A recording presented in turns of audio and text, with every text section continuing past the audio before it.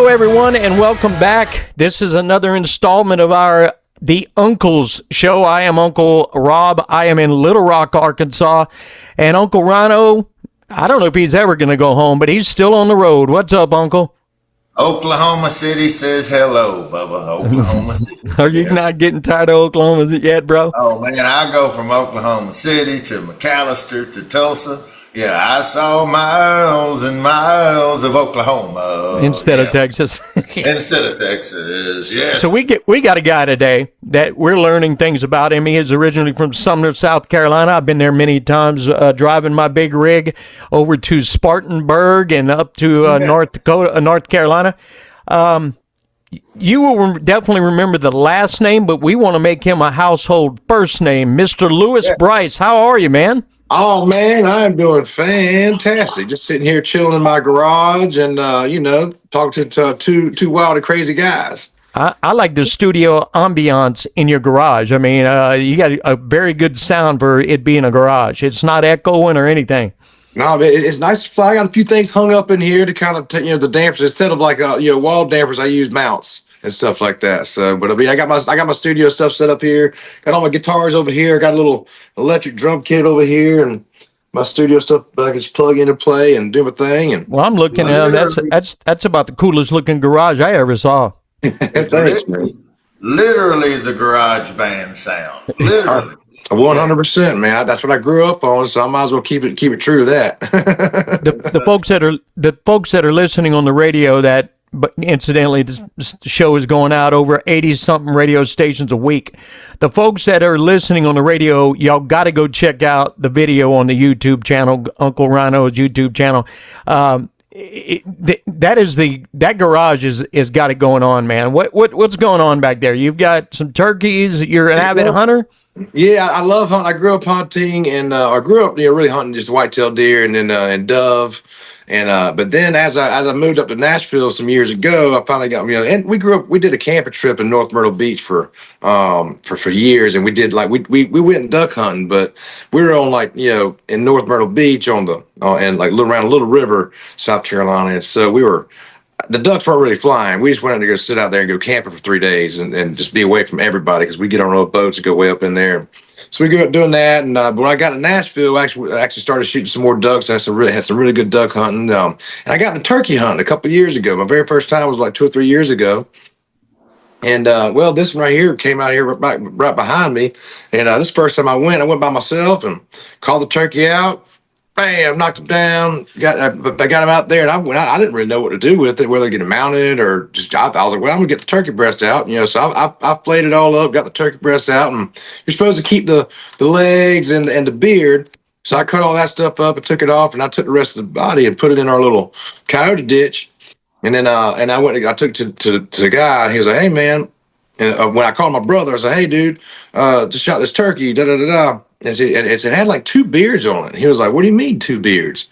He was like, I said, yeah, it's like a double bearded, it's just like 2 different beards. He's like, dude, a double bearded turkey is like shooting like a 15-point whitetail buck.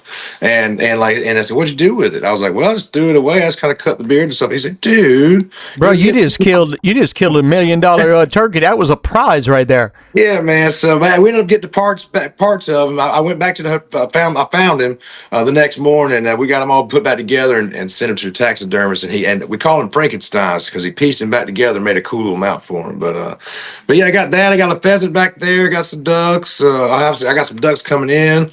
There's a couple of deer over there that I kind of grew up shooting around, and I got a picture of me and my brother back there somewhere. You can see us drinking a beer. That's pretty fun. I got my wife over here somewhere, and a little kid. And if you like duck hunting, I'm in Little Rock, Arkansas. There's a duck capital of the world is at Stuttgart, Arkansas, and it's like 50 miles from here. I mean, I'm telling you, you get world-class athletes and, superstars coming and duck hunting there every year. You need to come check that out. It's like on the prairie. It's old rice fields. Mm-hmm. It's duck and rice capital of the world. That's those ducks eat that place up. I've heard the clouds stay dark during duck season because there's so many ducks flying over. I could vouch for that. Here, the last Yeah. few years, it hasn't been as cold as normal, so the ducks have Right. kind of been down a little bit. Besides that, man, what do you like to do in Nashville? I mean, I know your brother is Lee Brice. Yeah. Yeah. You get to hang out with your brother much at all, or is he No, busy all the time? man, he's busy all the time. I'm busy all the time. We the most I see him more on the road than I do at home, just because we're at home. We're both wide open. He's got to finish up his record and stuff like that. But I'm working on my music as well. And I'll see him in the studio because him and I work together in the studio whenever we're producing my music. But other than that, man, I mean, I'm home and I'm writing about every other day of the week when I'm home, and then I'm on the road about every other weekend. So we stay pretty busy. And when I am home, most of my time is spent with my little girl and my beautiful wife, and so I try and get as much time as I can with my little girls. Raylan, she's 2 years old, and we took her to get her 2-year-old checkup the other day, right? And so she was 83 percentile on her weight. That's pretty good. Doctor said, but all the height wise, she's literally off the charts. I said, what do you mean? It was like she's like tall, like off the charts tall, and so she was like in her 110th percentile of her height. So I was like, she's gonna be tall. So we're excited about that. It's pretty fun. Play basketball. Yes, well, volleyball. My wife loves volleyball. She played volleyball back in college, and so I really do think the volleyball thing is going to happen with her. But also, with that height, I think she could be a really good golfer. Because I was about to say on my spare time when I don't have anything else going on, I love golfing. So I'll go try and hit the golf ball around a little bit. But it's the most aggravating game. It's addictive as well. So, but when I get time, I love doing it. I'm not partial to LSU. Yes, I am. But if your daughter is good, I will encourage her to go to the Louisiana State University down in Baton Rouge and get a good education while she plays her sport. Well, we'll see about that. I'm a big Clemson fan, so I might have to. I'm for the real Death Valley out there in Clemson, Oh, South now we're not going to Carolina. get into all that. I think the last time that national championship was I played, know. I think LSU just scored again. Yeah, I mean, Joe Burrow's put it on them. but he did. I ain't gonna lie. I was actually at that game, and my dad and my brother, we went to that game, and that was a fun game. And I was like, oh man, Joe Burrow. I just wanted to just like, man. I never got to watch the game. I was on the road driving an 18-wheeler at the time, so I'm listening to it on the radio. It's fading in, fading out, and I'm like, "You're killing me here, man." I mean, what? I can't see the game. Can't listen to it. Joe Burrow just dog walked us, man. He had a really good game. He smashed us. So it's okay. That whole year, man, he had a wonderful year. Really good. You say you're on tour. You're on tour with your brother, or you're on tour with another actor? Man, I've just been doing shows by myself. I had earlier this year. I had about 2 or 3 weekends on my brother's tour, the Me and My Guitar tour. He does a little acoustic tour at the beginning of the year, so I got a few weekends out with him for there. And then I've been doing just a bunch of my own shows, and I've been hitting a couple festivals. Last weekend I was with Madison, Wisconsin for the Brat Fest, and we played a couple other venues around the area. After that, man, I was in Dewey Beach earlier this year. About a couple weeks ago, I was in Texas. A couple weeks ago, I was at Key West Songwriters Festival. I got Chrisfield, Maryland coming up in a couple weekends, and I got a show with Nico Moon. And speaking of Arkansas, I don't know where. I think like Siloam Springs around Fayetteville. I'm going to be there July 4th. So that's going to be awesome right there for the 4th of July celebration.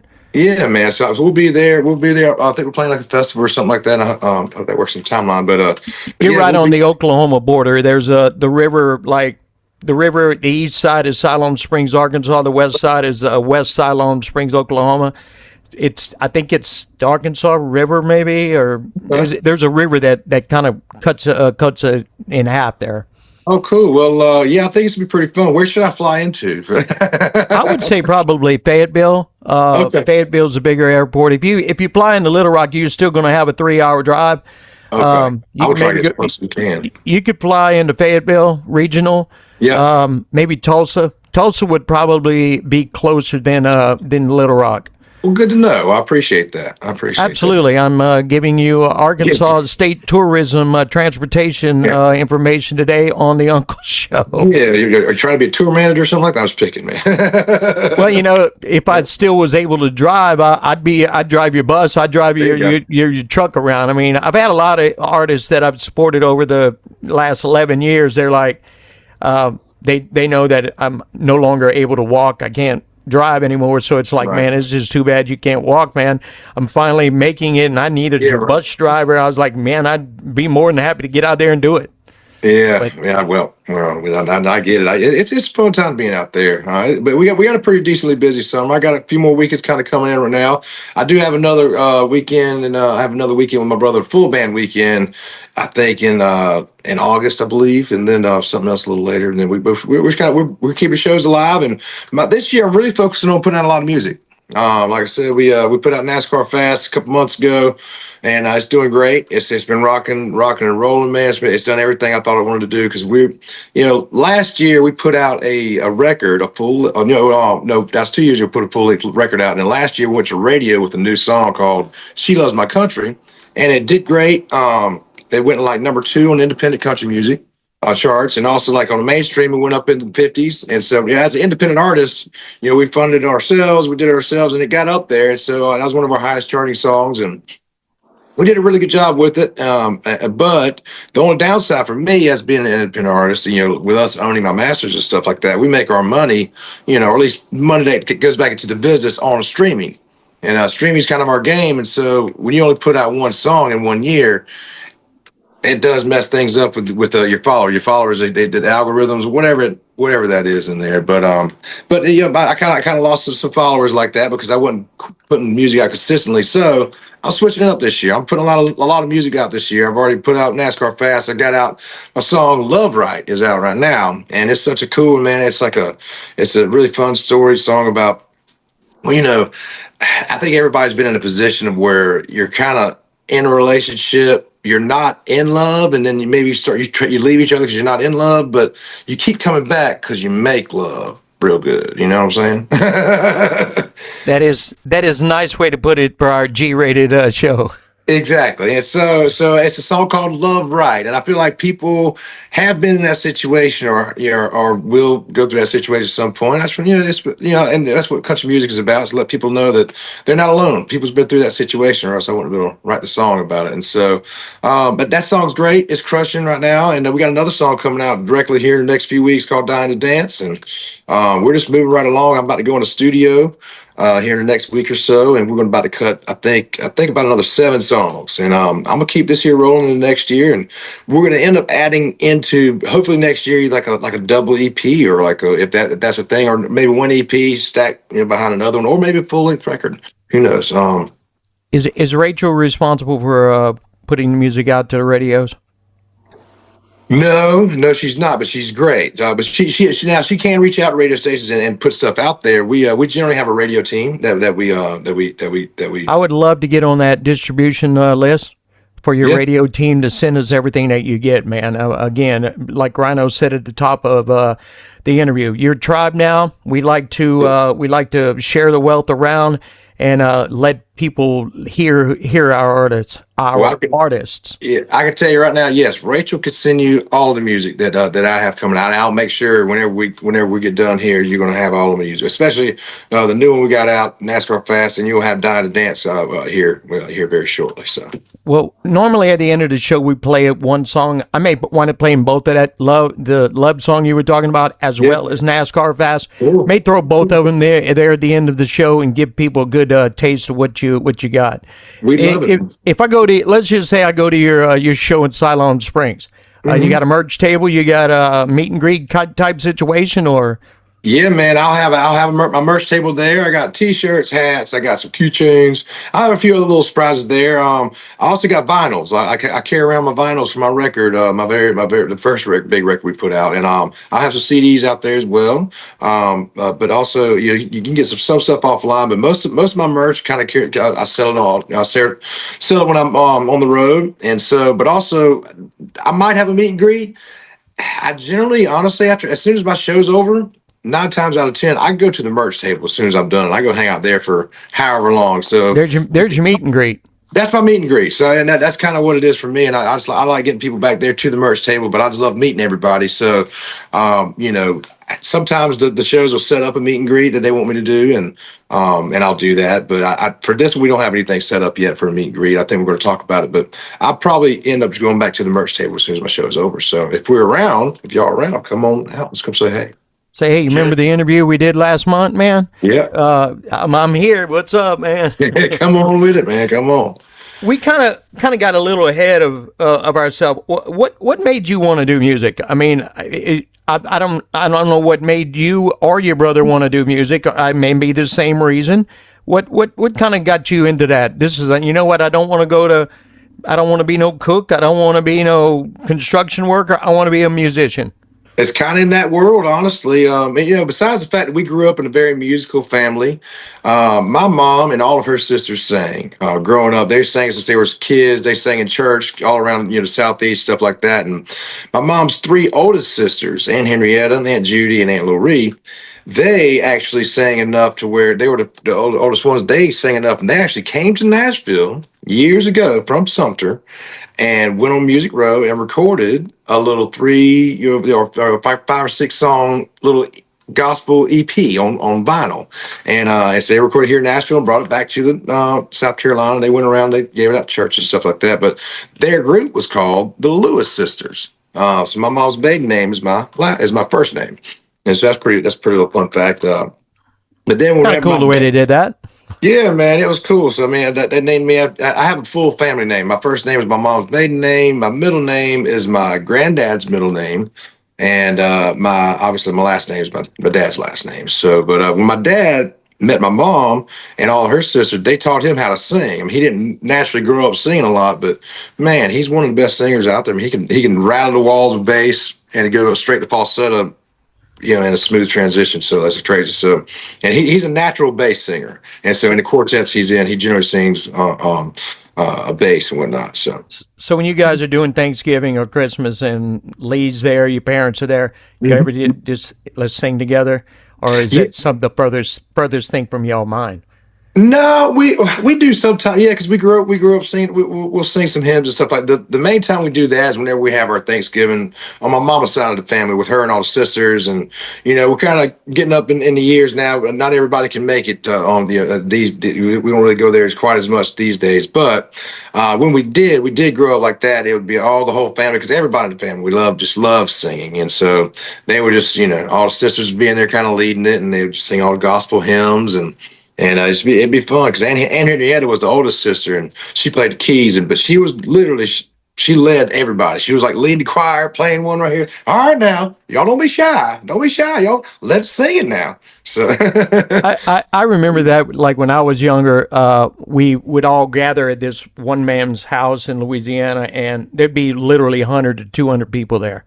Christmas, Thanksgiving, everything. And I have in my family background, I have some Cajun, legend musicians in the family, and that whole group over there they all knew how to play either the accordion, the guitar, the triangle, the drums, or whatever. Every single get together, they'd always be playing Cajun music. The band would just kind of ragtag kind of. They didn't belong to that band, but they kind of formed it for that little day. And I thought I was somebody playing the triangle one day. I was like, I am the triangle man. I was up there thinking I was the man. The triangle man, that's a hard position to play because if you hit it wrong at the wrong time and everybody hears it, it stands out. It's kind of like playing bass, I was too young, so I probably sucked pretty bad. I was like 7 or 8 years old. I don't think I was a natural, else they would probably took me on the road and wanted me to be their triangle man or the washboard. They had all of it, man. The washboard, the what now? It was like Will Ferrell and the cowbell. I got a feeling. Yes. I could probably play cowbell. That would have been pretty easy. Yeah. think I'm on the, what is that song? Mississippi Queen by Mountain? Yeah, right. Yeah. So do you play covers when you're on the road, or you try to stick to originals? been a really stickler my whole career for sticking to originals, really, and so that's can be kind of like a thing. And now I do play covers because I to kind of get me going and playing in bars and stuff. I had to learn a certain amount of covers. I mean, I think when I first started. When I decided to start doing music, I stopped doing everything else. If I'm gonna pay my bills and do music, if I really want to do music for a living, I got to do that. So I quit doing bartending. I quit doing work with my dad. I learned 25 cover songs, and then the rest of them, I was just playing a lot of my original stuff. And so I learned about 25 cover songs. I haven't learned many cover songs since then, just because I've always written all my own stuff, and I built my career now around to where if you get a Lewis Brice show, you're not gonna hear 45 minutes of covers and then 15 minutes of two of your originals. Yeah. You're going to hear pretty much basically the whole set. I might throw one cover in there. It depends on how I'm feeling with the crowd. But generally it's just all my original stuff, just because, I mean, I didn't get into, yes, I do. I respect all the other people's music, but again, I think I made a deal with all them. If they don't play my music, I won't play theirs. Do you I totally had a brain part right there. Yeah. I had a question and then I totally lost it. We're gonna edit that part out. Okay. But yeah, I was just saying, for them, I respect the covers and stuff like that, because I mean, whenever you do learn covers, you learn all kind of different stuff about music. You learn different styles of music, and when I do that, but again, it's just like I'm here to play my music. The other music that already hits, they've been played, and I think people, and for me, and that's the difference between me, what I do. That's another reason why I didn't. In Nashville, I didn't really play the Broadway shows very much. I never played downtown on Broadway. I would go down to Key West instead, because I could go down there and play all my original music, and so I do hear that a lot of the musicians that play on Broadway and Third and Lindsay area, they like to hear the classics. They like to hear covers. They want to hear Bon Jovi. They want to hear Freebird. Let's play some Freebird. No, that's a real thing, and it's so and I'm totally fine with that, because there's some crazy good players, and it's a really beautiful thing to go down there and watch how they really do this music so well, and everybody's got their own styles and genres of way to do it. But again, I'm not a jukebox really. I know a lot of music, but I haven't really learned how to play a lot of other people's music, just because I really believe in my music, and I feel like my music can hang out there. And it's nothing against any other music. I'm a big fan of I'm a big rocker. I love late 90s rock and 2000s rock. Like Fuel is one of my favorite bands ever. That's one of my big inspirations, musically wise anyway, just, stuff, because I'm pretty high strung when I get on stage, and I love the rock and roll kind of there. I'm rock and roll in my soul, but country in my bones, So your genre, for someone who doesn't know, not refreshed or up on your music, is it modern country, or do you have some southern rock style? What is? Yeah, it's got a little southern rock, definitely southern rock influence. It's kind of where my grit kind of comes from. I'm from South Carolina, and that sound, kind of has like a gospely, bluesy, swampy kind of thing to it, and so that's kind of right where I fit. And when I lived down in Charleston, South Carolina for like 5 years, I was bartending and going to school down there, but I really got my fingers into rock and roll, what I was saying a minute ago, and so that really kind of brought the edge that I was always loving, because growing up, we listened to a lot of quartets, gospel quartet music growing up, and then we got into country music, and that's back whenever it was like Randy Travis, Travis Tritt, and then you had your greats like Alan Jackson, George Strait, and then Garth Brooks as well. And so whenever Garth Brooks came on the scene, I just loved that big sound, and I feel like you could probably credit Garth for really kind of introducing arena rock, more arena big country music, you know what I'm saying? It brought it to a whole different size of an audience. He did. I really feel like Garth, you could kind of tribute him to bringing country music to a way bigger audience. Rather than thinking venues, he's thinking stadiums in the middle of New York City. Yeah, 90,000 people. Yeah, and so, but for me, I love that because it's such a high energy, big show. I love big lights, I love big rock and roll, stuff like that. But now, as I get further along in my career, like I love the songwriter side of it. I'm as much as a songwriter as I am an artist, now. And so, but I have such a love for the artistry. Like I love being on stage. I love performing so much. Like that's my treat. All the other work that nobody really sees is like the 15, 18 hour van rides and Vive drives and the late nights and the first flights out and the last flights. Drinking Red Bull at 3 a.m. Yeah, Red Bull and anything else to get you going, keep you going. But it's just, but also just the thought process as an independent artist. This is my business, so I run the whole business, and so always got to think about with the releases and stuff like that. All right. How many weeks ahead do we got to do this? What do we have to do? We got to put this in the system. We got to put this through in-grooves and this, that, and the other. Promotion. You got to think about that. But also even making the music. We got to set up a date for the studio, or do you want to go in the studio? Do you want to farm it out? It's just a lot of thoughts, and then there's so many different hands. Good thing is I'm very ADD, so I feel like if my mind gets swapped around a bunch of different places, I can handle it just because I'm okay with switching subjects. And sometimes I got to kind of slow that down and really kind of say, hey, stop, focus here for a second. Don't see a squirrel. Go on. So I'm not trying to hog the interview, Ryan. You want to get in there? No, man. There's so many points. I had some stuff to contribute to, but at this point the train's passed, so I'll just keep chugging until we wrap it up. Well, you got to interrupt me, man. You got to be like, hey. No, I ain't gonna do that, Bubba. No. You got to lift that hand up. I'm enjoying listening to y'all visit. There's so many points what you were talking about, Lewis. Part of the reason that you learn covers is the old military, and it's very accurate. It's actually, you got to learn how to follow before you can learn how to lead. Mm-hmm. And a lot of everybody that you ever had that was old music, at one point, they were actually the trailblazers. Yep. So at your highest point, and every artist from Cody Johnson right now or Zach Top, they're all standing on the shoulders of those people who came forward. And the goal is to strengthen yourself up by truly knowing the spirit and the bolts and the blood inside what they did. Mm-hmm. And then continuing your version that's uniquely you, that only God gave you. He didn't give it to anyone else. And you take that, but you keep it going by you reach backwards and then you reach forward. And it's the whole, that both are so important. And the covers, for me personally, and this is just for me, I love a cover when it's remade, not repeated. And that's what gets on my nerves. Red, God bless him. I'm not going to say the artist's name, but Red Wine made me want to jump out of a first floor window when I heard it. That was one of the worst country songs I'd heard in life. And then UB40 took it and made it sweep the planet because they took an old country song that made me want to just have a moment. And they took that country song and put a reggae groove to it. Yep. And swept the planet. That was a big one.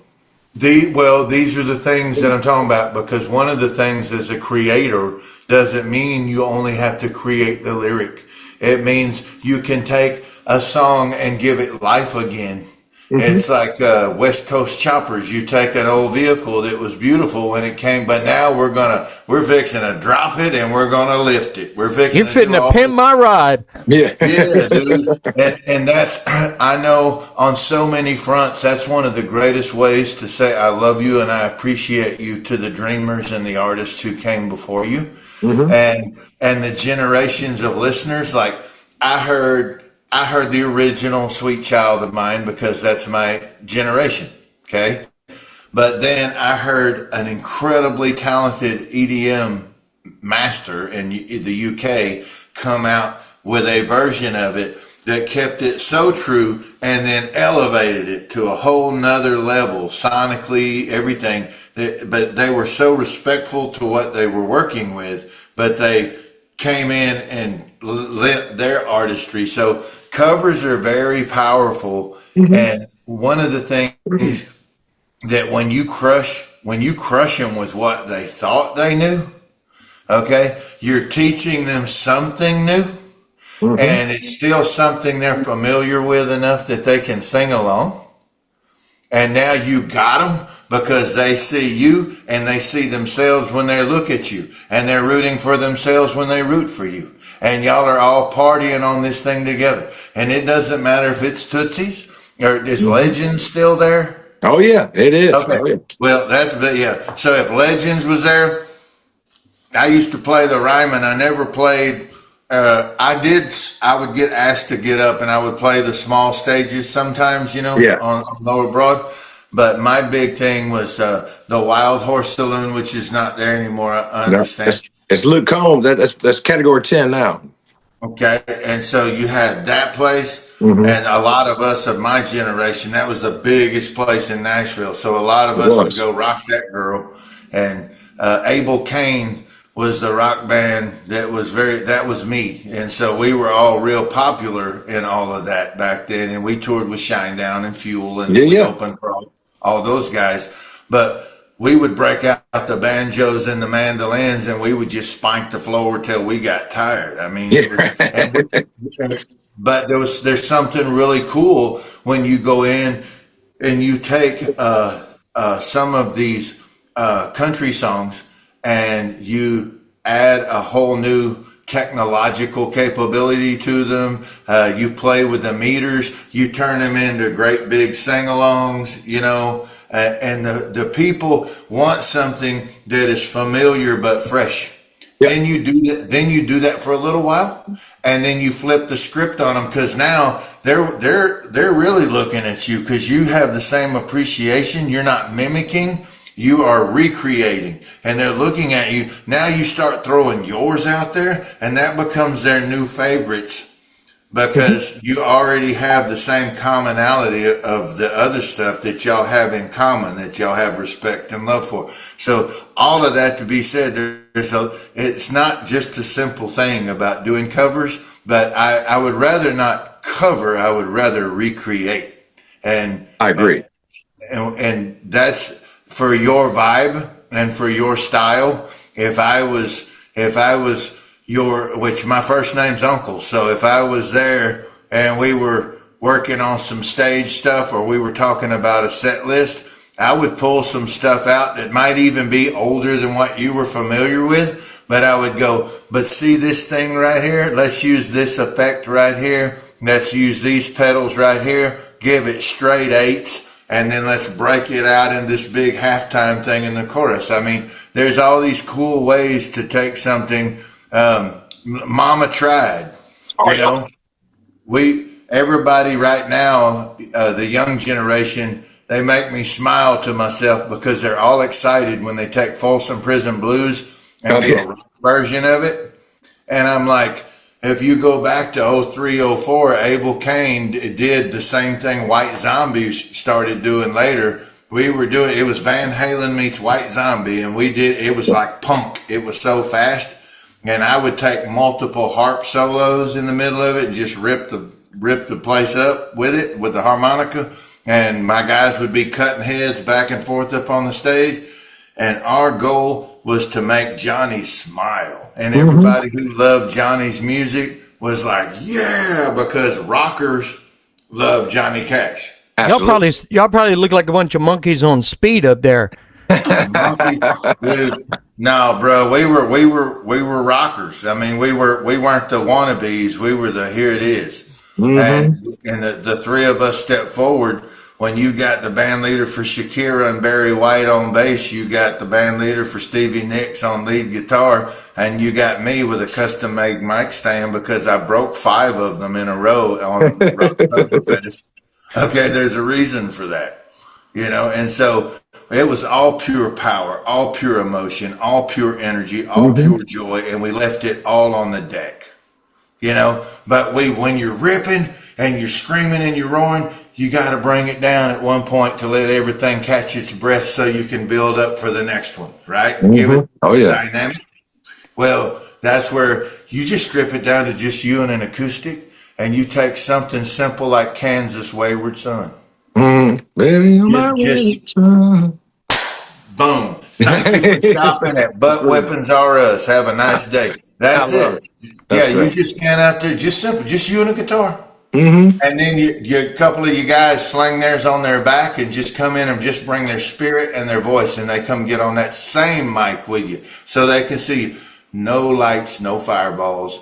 Just that's real rock. And That is. then coming out of that, buddy, grab the ceiling and spike the floor with it till you head out the door. Heck yeah, man. I love that. Yeah. That's how a rock and roll storybook's written right there. Yeah, well, we lived it. And that's Mm-hmm. the thing is when I get with you guys, I call you my pups, but it ain't like that. Y'all all grown, you're all strong, you're all powerful in your own. But when I'm telling you stuff like that, it's like we got some cool tricks up our sleeve that still Mm-hmm. ain't everybody figured out yet. And so anytime that we can get in and talk shop and throw little cool ideas together to make the crowd go home going, could you believe, fill in the blank, anytime we can do that, that's remarkable. And they go home with it. And you said it right when you were talking about don't do a meet and greet in another place. Do a meet and greet where you have your merch table set up, Mm-hmm. and they're going to have a piece of your heart, and you're going to get a piece of theirs. Each of you are going to take it with you when you go, and they're going to leave. They're going to have an opportunity once they get to know you. They're going to have an opportunity to support you right there on the spot. And now that they take a piece of your flag home and they get to show you off. Yeah, man, and that's kind of and that's mainly why I do that. Why I go back there because I mean I know at least it gives them an opportunity to see my stuff. But it's a little piece of me that I'm always trying to give out, and so but I think I like the personability. Like whenever I go back there, because I mean, there's nothing in between us. I mean, I'm there, I'm shaking hands, hugging necks, and taking pictures, and just it's just that physical connection, face to We face, hand to hand. It you can't really beat it. we Here's a preach here's a that good we here's a good preach that trick. face to face connection a lot. Yes. Mhm. Here's a good trick for when you're on the road. Don't tell anybody. It'll just be our secret All between the right. three of us. Okay, don't tell nobody. But you know how the people, especially the big heavies, the 150, 180K a night open headliners, Yeah. well, they've got these crews that come in with these merch tables that are all LED, snap together, composite, whatever, looks fancy, that's cool. When you can't, I just had this talk with a couple of artists I'm producing today. When you can't out high tech them, you out low tech them. And so what you do is you guys can go in there and build panels like 8 foot tall by 2 foot Yeah. panels like we did out of chicken wire. We Oh make yeah. these chicken wire panels and then run black PVC pipe for your piping. And then all the walls are made out of it Chicken was our wire. band, your banner. Your banner is your wall, right? And your pipe that's all numbered, it snaps together real fast. Here's the fun part. We took throw rugs and we shag carpet. So like from the 70s, we turned the inside of the booth. It was huge. Only one way in and only one way out. You didn't go back and forth. And so we made it like my grandmother's living room. And so you'd walk in one side and go through. We had the old TV with the rabbit ears, Yeah. Oh and we yeah. had the old retro style couch from the 70s and the stuff all sitting in there. And so we're all sitting around in the living room, and people are walking through this 70s, like real gaudy old, slash old, Yeah. living room. I And get as it. I can see it as now.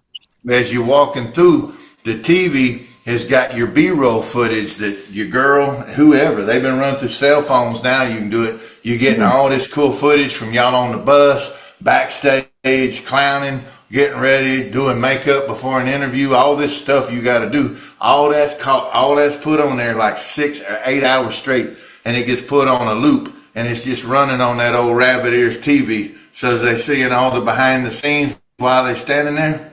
Yeah, And that's awesome. then it's running your playlist with that visual going inside, but the music's down low enough so they can talk to you. Right. And then No. you paint everything black. When you come in, it could be black cardboard, the big sheets Mm-hmm. when they come in, and you have silver Sharpies laying on the coffee table. When they come in, they're always want you to sign something. But before they leave, you tell them, I meant to ask you, I want your autograph. Tell me the town and give me your signature. I want to know who you are and where you're from. I want your autograph. Now y'all are connected. That's great, man. You That's flipped the awesome. script on them. Yeah, man. Well, That's that's this is Lewis. This is Lewis in the house. This is what hmm Lewis goes out and does. Lewis is the king of the stage. He's going out there to set the tempo and the tone, and you do that from the furthest seat in the arena. You don't do it from the stage. If you can grab them way in the back, way up top. Oh yeah. I used to sneak in during sound check when the headliner was going, and I'd I'd lay on the floor all over the room, out everywhere. They'd leave me alone, and I would write down. I had a little pad, and I'd write down seat numbers. Okay, and I'd go on there, and they were everywhere, farthest points everywhere. Well, get up there, we do a few songs, and I'd say, man, it's good to be here in, Canton, Akron, Ohio. It's good to be wherever. It's good to be here. Man, I love this room. It's great. I was sitting in seat E114 and somebody would start hollering, hey, that sounds good from there, don't it? I was sitting there during sound check. Isn't that cool? That's And cool. they're like, oh, and then you go, yeah. And you know what else was cool? When I was sitting in G411 over here, that was cool too, wasn't it? Oh, la, la, la, la, la. That's And pretty cool. I mentioned about 5 or 6 of the seats around there, and then I say, well, thank everybody for being there, and you get ready to kick it off. The band's already running with the tempo, waiting for me to climb on. Right before I turn to do it, I go, oh, by the way, if I called your seat, look under your seat. I left something for you. I had all this stuff duct taped in those big envelopes up Oh, underneath the nice. seat. And so, dude, everybody, they thought I might have just forgot one. Everybody in there was looking under their seats. Yeah, right. Yeah. That's one way to get their attention. I can promise you. Well, those who hollered were at the furthest star points. And when you make them part of the show right where you're standing, you're going to catch everybody that's in between you in the crossfire. Oh, See, absolutely. they're brought in. And it's your house. You driving it now. For tonight, this is my house. Thank you for coming to my house. Man, that's beautiful, dude. That's great. That's awesome. Thank you for that. We're at a point where we want to know what's coming up. We're in the later part of June now. Besides that show at July 4th in Siloam Springs, what you got planned for the rest of the summer? Oh, rest of summer, I got a weekend coming up in a few weeks with my brother. We got a full band. I got the full band going out. I think at the end of July. I think we're going up. We're going up around the Midwest, and then I got another acoustic run with him. I think it might be in October, or maybe August, September. I can't remember, but I think we're going out to almost like the West. We're going to like Montana or something like that. So we'll be way out there. I got a show up in Erie, Pennsylvania coming up here in July. Yeah, we're kind of all over the place. We're just kind of I got a couple of private things in between there, but I'm really gonna be in the studio a lot. Really working on this here record, or this new music coming out, because like I said, we have Dine and Dance coming out in a few weeks. Love Right's doing pretty good right now. And my goal is to keep the music coming every about 4 to 6 weeks, and so I got to get cooking on the next couple songs. I got to get them out the oven. So if I've got a venue, a club, a bar, whatever, and I'm living in Pittsburgh, Kansas, how can I get you booked? Where do I go to get you booked to come over? You can go to my social medias and send me a message directly. I do check all my stuff. Or you can go, my man, if you go to my webpage, go to lewisbrice.com, and that has my booking agent on there, and that you can go through him, through Kincaid Entertainment, and just hit me up directly on any one of my social media pages, and I generally see all that. But easy enough just to go to my webpage and fire off an email to Kincaid. That is spelled LEWISBRICE.com, lewisbrice.com. They can get your merch, they can get your music, they can get everything on there? Oh man, you can get my merch, you can get my music. It'll take you to all of my social media pages. It'll take you to all my YouTubes. It'll take you, man. It's got my schedule. It's got all the shows I got lined up and where I'm gonna be. It's got a couple just cool little inside information here and there. And it's also got all the contacts that you need to get me booked if you need to do that. And folks, he just gave you a hint there. If you send a message, he's getting it. He's going to see it. So if you want to get a hold of Lewis, man, I seen your show the other night. Great show. I'm sure he would love to hear that. Absolutely, I love getting the responses back because I got to make sure my show still stays on par. But I do get a lot of good compliments sometimes because it's really fun going out there. And once they figure out who I am, they're like, "Wow, yeah, you really got something going on there." It's like I got a really fun sound. It's like I said, Southern Rocky, but it kind of expands up and down. It's kind of like a good storybook during my set, but it always ends with a bang.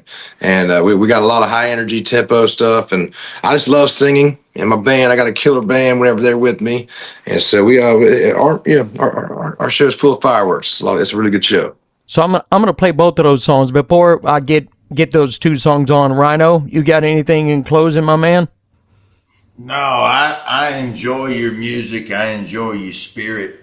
And I'm really excited to watch you grow. I mean, I'm not almost said I want to see what you're going to do, but I already know. I ain't going to tell it, but I already know, and I'm going to enjoy just sitting back and watching. And thank you for letting us be part of that. Oh, well, thank y'all very much for having me on here. I've had such a good time talking to y'all, and I appreciate the knowledge you just threw on me too. That's a lot of great ideas, man. That's some subliminal stuff. It's great. I appreciate it. Just pearls in your pocket, man. Pearls in your pocket. I love it. Give us the name of those two songs again. Yeah, so we're going to have NASCAR Fast, and we got another song called Love Right. We're going to play Love Right first, and then we're going to close it off with NASCAR Fast. Lewis Brice, thank you for being with us today on The Uncle Show, man. Thank y'all very much for having me. Glad to be part of the tribe. Appreciate y'all so much, and let me know when you want me back. I'd love to come hang out and chat again. We'll get with Rachel, and we'll book you for somewhere around September or so. That sounds perfect. Love you, brother. Have a good one. I love y'all, man. Thank you very much. Cheers. Here it is. Music for you by Lewis Brice.